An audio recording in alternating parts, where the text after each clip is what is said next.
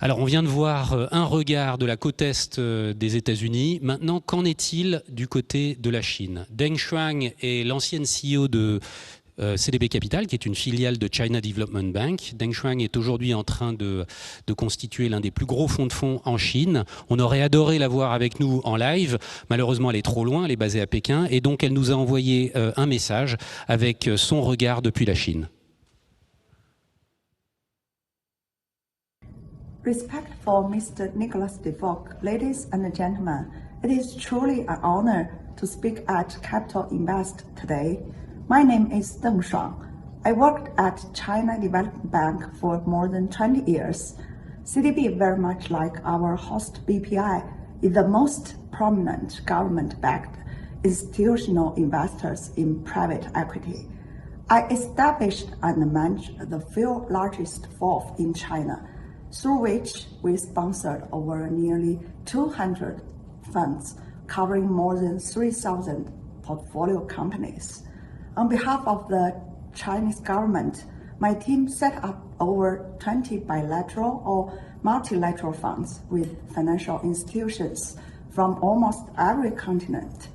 Among these partnerships, with BPI being one of the closest, we had the privilege to co-sponsor Cathay Capital with BPI, which after 10 years has become an established manager in France and China. Today, I'd like to share with you a few observations with respect to China PE markets in this pandemic. Some fund managers I talked to recently deployed more capital than ever this year. We spotted a few trends.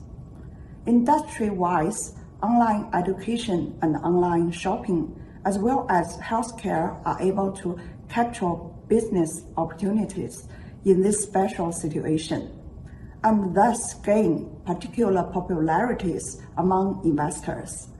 One of our portfolio companies, KingMed Test, is the largest clinic testing labor network in China. It processed 22 million samples this year for COVID-19 virus testing. Second, companies which acted quickly to shift to digital channels are in general better positioned than their peers, using live stream video platforms to conduct marketing and sales has been widely adopted across the consumer industries, from automakers to skincare. A typical example is Perfect Diary, a local cosmetics brand, particularly popular among young white-collar in cities, achieved grand business success in a few years' time and completed IPO this year. It markets and sells products predominantly online. Third, during this period, China has launched a series of reforms on capital market and listing rules, opening China's Nasdaq-style STAR board and piloting a registration-based and compared to the current scrutiny-based IPO regime, enable private equity investors to achieve investment exits 2 to 3 years sooner, which in turn encourages PE investors to deploy more capital. Furthermore, the new listing rules now provide a pre-profit high-tech companies to conduct IPO.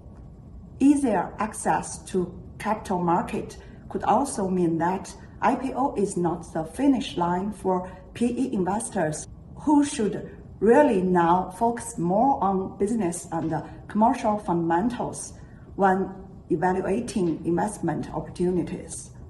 What will the post-COVID-19 era look like? In short, we have confidence in the market in this part of the world. China is becoming the world's largest consumer market, even with the hate. Consumer confidence is rising steadily with strong consumption desire and demand, thanks to the country's relatively fast economic growth and a huge population size. China is not just one unified market. The most economically advanced places are 20 to 30 years ahead of the least developed areas in the country at almost all fronts. This itself creates magnificent development momentum. People in different consumer circles with distinctive needs and preferences all seek better products and services through spending and consuming. This is a mega trend in today's China and will likely to stay true in the next few decades. I believe that this presents fantastic investment opportunities for domestic and global investors alike.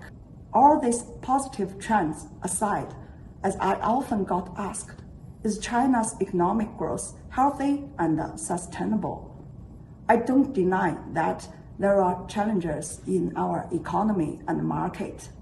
For example, abundant liquidity pushes up asset prices and very high valuation levels of certain industries in our stock markets are not likely to last.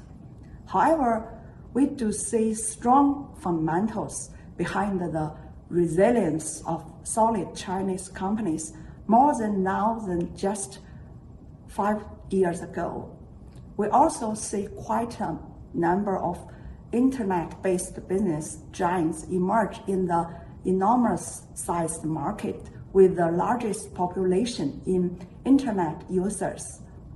On technology fronts, 2/3 of the top 50 US public companies are tech-based.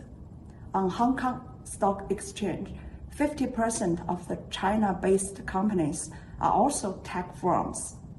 In particular, in biotech, an increasing number of Chinese biotech companies are catching attentions of both domestic and global investors as a result of their pipeline novelty and strong R&D capabilities.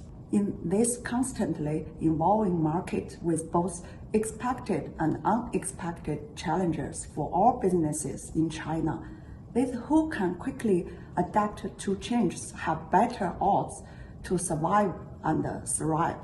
Only the PE investors who can identify those promising entrepreneurs and empower and enable them to build more successful and robust businesses with capital, resources, network, and strategies can survive. This, in no doubt, has raised the bar for all private equity investors, both domestic and international, in our markets. Among the current 20,000 fund managers in China today, a good number of them may be washed out in the next years to come. Before I wrap up my speech, I want to say a few words on relationship between China and Europe. The world has seen a rising tension between China and the US over trade and certain other fields. I'm no expert on foreign affairs, but it seems obvious that this would hurt businesses and the markets in both countries. If there is any wisdom I gained from my 2 decades of working with various business partners around the world, it is that trust breeds true partnership that in turn rewards all participants in long term. Sometimes it requires one party to take a leap of faith in other. I'd like to be the one to first reach out, as I'm a true believer of trust in business world. Just recently, I and my team set up a private equity investment platform called New Capital.